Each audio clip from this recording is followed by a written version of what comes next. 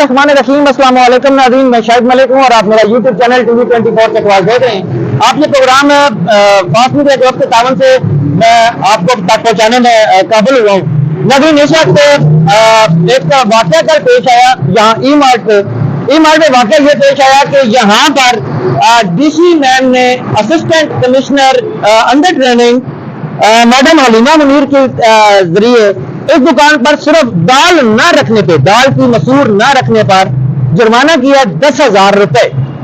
मेरे साथ अगर आप देखें तो बिल्कुल जुड़वी यूटिलिटी स्टोर है और उसके ऊपर काउंटर पड़े हैं मसूर के दाल पे, जो कि आई थिंक कोई दिख ही नहीं रही। मुझे नहीं याद कि इस महीने में मैंने आखिरी दफा दाल कब खाई थी। लेकिन अब ये जो जुर्माना हुआ है 10,000 का, इसको हम किस तरह डिफाइन करें? कि मैंने दुकानदार से आप बात कराते हैं आपको और दुकानदार से पूछते हैं कि आपको इस ऑर्डर का पता है जिसके तहत ये जुर्माना हुआ है, ये कौन सी कानून के तहत जुर्माना हुआ और कानून है तो कौन सा है? क्या जुर्माने की कॉपी या जुर्माने की कॉपी तो दी गई है, क्या उस ऑर्डर की कॉपी भी दी गई है? तो चलिए मेरे साथ और चलते हैं, शॉपकीपर से पूछते हैं।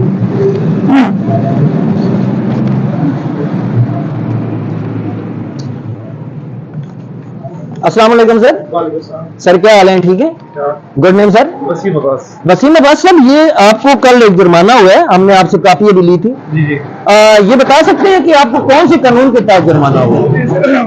कोई मुझे आइडिया नहीं है कि किस बेस पे। मैंने बस कहा है आपके पास एक दाल शॉर्ट है जी, एक दाल नहीं है जी। तो फिर मैंने उस दौरान मेरी बहन यहाँ मौजूद थी जी। मुझे कॉल की, मैं नमाज पढ़ा था, फिर नमाज पढ़ के फटाफट यहाँ पहुंचा हूँ जी। तो मैंने पूछा कि क्या वजह है, किस बेस पे? कहते आपके पास एक दाल नहीं है। मैं कहा तो खत्म हो गई तो मैं ले आऊंगा बाद में, लोग लेके जाए चले जाते हैं इस तरह। तो मैं कहा आपके दूसरे काउंटर पे पड़ी है दाल, इस पे मैंने कहा ये चीज दाल सस्ती और महंगी वाली है, यानी कि उतना रेट होता है सारा कुछ। तो मैंने जो रखी गवर्नमेंट की वो दाल रखी हुई है, तो मैं बाद में ले आऊँ। कहता नहीं आप यानी कि लोगों को मजबूर करते हैं कि भाई आप महंगी वाली दाल, महंगी वाली आप। मैं कोई मजबूर नहीं करता, मैं ये फ्री बिल है शॉप। ठीक है, आप ये बताइए कि जो आपकी DC की दाल है, जो DC काउंटर में दाल रखते हैं जी, और जो आपकी अपनी दाल है, उसमें फर्क क्या है? बहुत फर्क, काफी फर्क होता है, 100-150 का फर्क आता है। वो किस तरह फर्क पड़ता है? आप वो दाल आपको DC मैम पेश अपना करती हैं या आप खुद परचेज करते हैं? कहाँ से परचेज करते हैं? हम तो परचेज मंडी से करते हैं सारा कुछ। मतलब आपने खुद ही परचेज करनी होती है? तो वो जो आपकी अपनी दाल या DC की दाल, आप DC की दाल कहेंगे, DC काउंटर है तो DC की दाल हम कहेंगे, उसमें आप क्या परचेज करते हैं? वो किस तरह आप सस्ती देते हैं? वो जिस तरह ने रेट लिस्ट बताई, अंजुमन वाला रेट दी है, उसके हिसाब से हम देख लेते हैं। रेट लिस्ट लगी है अरुण साहब, उसके हिसाब से हम देते हैं। जी जी। जो भी अगर बेसन है, इस तरह जो भी है, अब जाहिर बात है जो हम दाल लेने जाएंगे जी जी, अच्छी दाल महंगी पड़ेगी, सही हो गया, वो तो हम अलग रखेंगे। लेकिन जो DC को सस्ती पड़ती है वो सस्ती किस तरह पड़ती है? मिसाल के तौर पे आपको थोड़ा सा हमें समझाने की कोशिश करेंगे। यानी कि खास नहीं होती इस तरह। अच्छा, डाउन लोएस्ट क्वालिटी, यानी कि जाहिर बात है रखी लोएस्ट क्वालिटी वाली दाल, लोएस्ट क्वालिटी वाली, यानी कि सस्ती दाल है कि हाँ महंगी दे रहे ताकि एटलीस्ट जो भी रहे। यहाँ पर अगर कैमरा मैन आपको घुमा के दिखा सके नाज़रीन, एक बेहतरीन वॉल टू वॉल यहाँ पर टफ टाइल्स लगी हुई हैं और सफाई का इंतहाई बेहतरीन इंतजाम किया गया है और जो कस्टमर है उसको क्वालिटी और क्वांटिटी दोनों चीजें देने की कोशिश की जा रही है। और मैडम कह रही हैं कि आप सस्ती तरीन अशिया मेरे काउंटर में रख के बेचें, यानी हिफ्ज़ान सेहत के असूलों पे भी थोड़ा सा फर्क आ सकता है सर कि एक घटिया दाल आप बेच रहे हैं। तो हाँ, मैं कस्टमर को गाइड भी करता हूँ जी। मैंने कहा सर वो दाल पड़ी है जी, वो आप ले लें, अगर वो सस्ते वाली है, अगर आप वो दाल तो ये चेक करें, आपकी मर्जी है। सही हो गया, कई लोग लेते हैं। ठीक हो गया।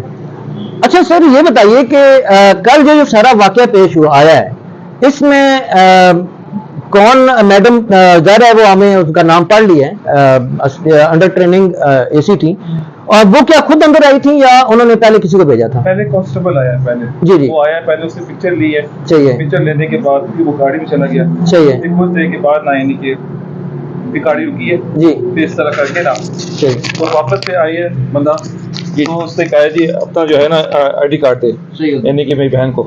तो कभी किस बेस पे? मैंने कहा कभी आपको चलान होगा। मैं किस बात पे चलान थे कि भी आपके पास एक दाल नहीं है। सही है। मैंने कहा ये पहली दफा मैंने सुना है कि भाई एक दाल ना होने पे आप फाइन लगा रहे हैं, यानी कि इस तरह। SOPs तो आपको नहीं बताया ना? मुझे कुछ भी नहीं पता था, ना भी कभी इस तरह पहली दफा सुना है कि भी अवेलेबल ना होने पे फाइन लग रहा है इस तरह। ठीक हो गया।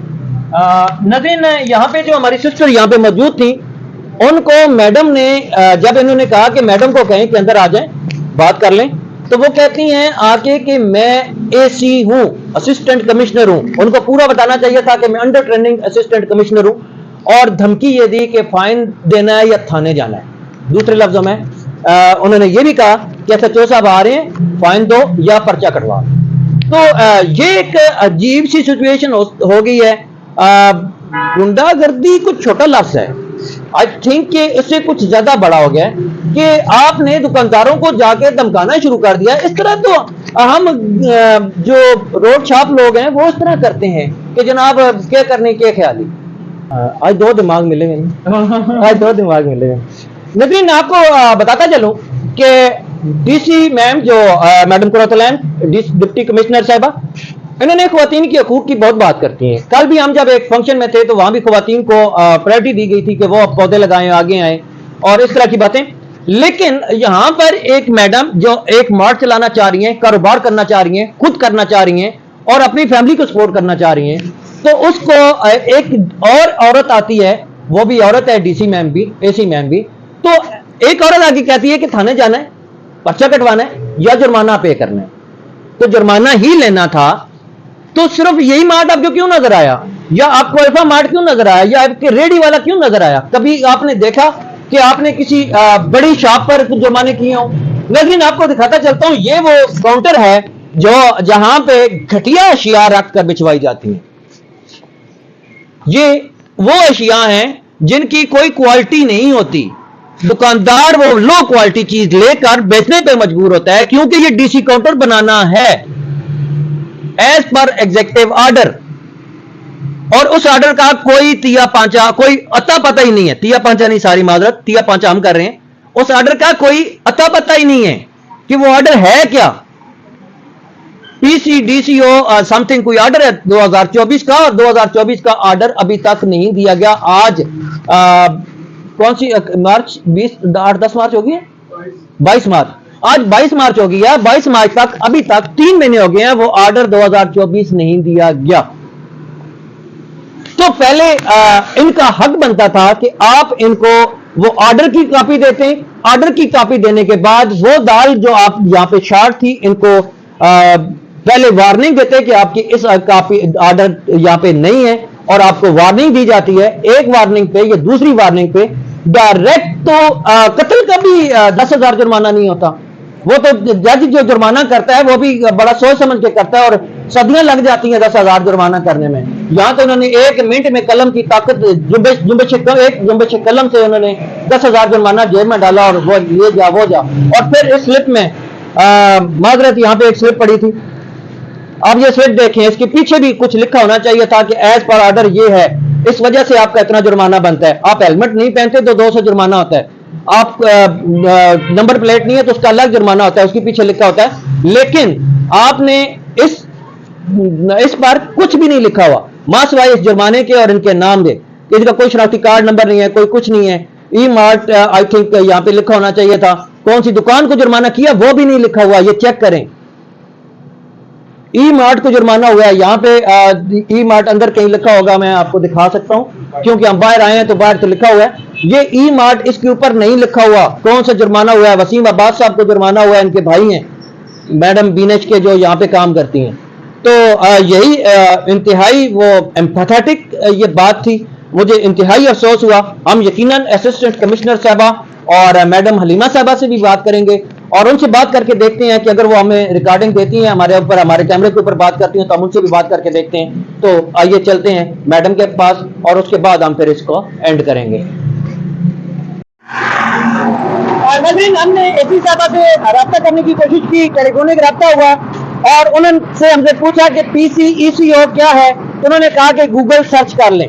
हमने जब गूगल सर्च किया तो ये PCECO, अगर जो मैं समझाऊं, वो है provisional Constitution Order and Extra Constitutional Orders that are called Law of Supreme Land, या इसको मार्शल लॉ भी कहा जाता है। आप इसको सर्च कर लें, गूगल कर लें, तो आपको पता चलेगा कि ये एक्स्ट्रा सुप्रीम लॉ है जो कि लैंड के लिए लगाया जाता है, और इस वक्त आपको एक तरह से आपके हकूक सल्ब हैं और दुकानदारों के हकूक सल्ब हैं। ये मखसूस किस्म का ऑर्डर है जो लगाया गया है, और इसके तहत ये 10,000 रुपया जुर्माना किया गया है।